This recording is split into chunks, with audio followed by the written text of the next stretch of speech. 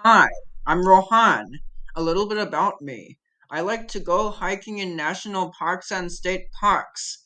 During the COVID-19 pandemic, I discovered Texas has many varied and wonderful state parks. This video was created based on several visits to Pedernales Falls State Park in Johnson City, Texas. I'm standing at the entrance to Pedernales Falls State Park, and I'll be talking about four geological processes in this place. I found two springs at the base of the main falls area. Here is the start of one spring. It is hidden among the vegetation. The earth below this point is saturated with water and is called the water table. A spring is a place where this water table intersects the ground surface and comes out. When the water comes out, you can see it moving across the surface. This runoff is moving to a lower elevation because of gravity. Here is the start of the second spring. You can see the groundwater bubbling up to the surface and then it runs off in two directions around this big boulder, and the spring feeds into the main channel from two areas. The ground around here is quite saturated. It is possible for this water to re-infiltrate the ground, but it first must move away from this area before that can happen.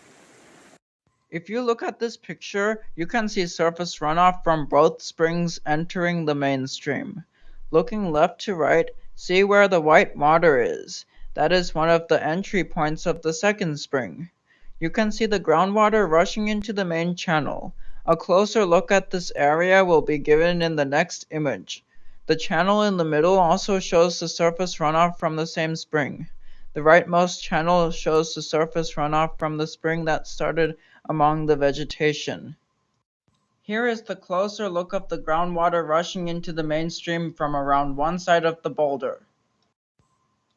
Weathering is the process that breaks rocks into smaller pieces. This is a rock that predominantly shows mechanical weathering. The smaller broken piece has the same properties as the original bigger piece. You can clearly see where it fits into the bigger rock, sort of like a puzzle piece.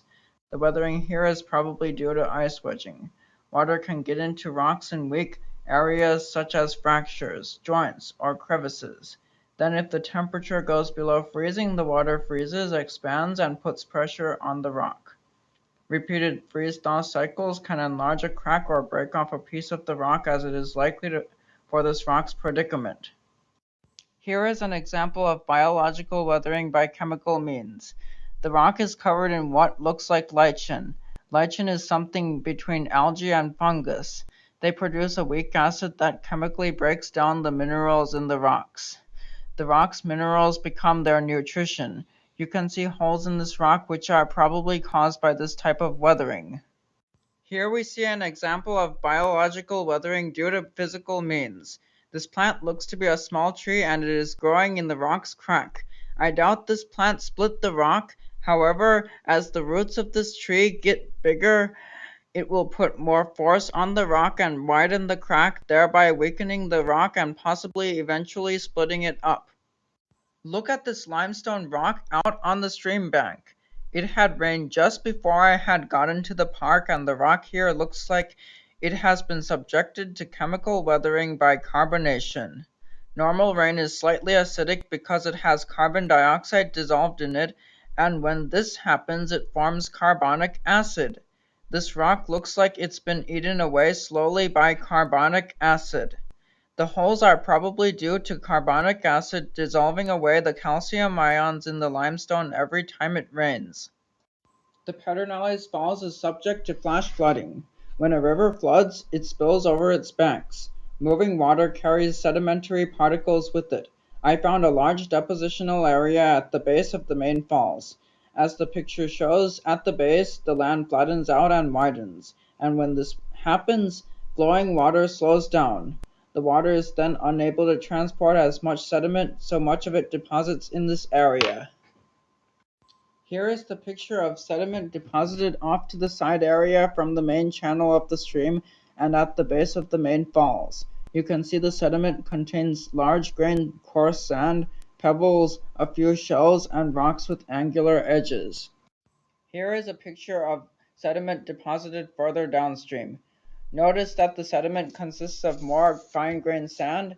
This may be because the stream deposited its heavier load further upstream as it slowed down coming off the steeper falls gradient. Also, the rocks around here in general were smoother and more rounded than what I found upstream. This may be because as the rocks flowed further downstream, they were subject to more abrasion which took away their sharp edges. Here is an example of a point bar. This has formed on an inside bend of the stream. Water flows at a slower velocity in the inside bend of a stream. When the water slows down, it is unable to carry as much sediment, so it will deposit some of this material, forming a point bar. Oh, look at the canyon walls. They have been cut by the Pedernales River over a long, long time. The rock on the canyon walls and the bedrock is all composed of limestone. We know that water is a powerful eroding agent. As the stream flows through rocky areas, the rocks are slowly eroded by hydraulic action. It wears away the riverbed and the banks, carving out the canyon you see here. The day I visited, the stream seemed to be at a lower level than normal. See the smooth sides of the limestone riverbank.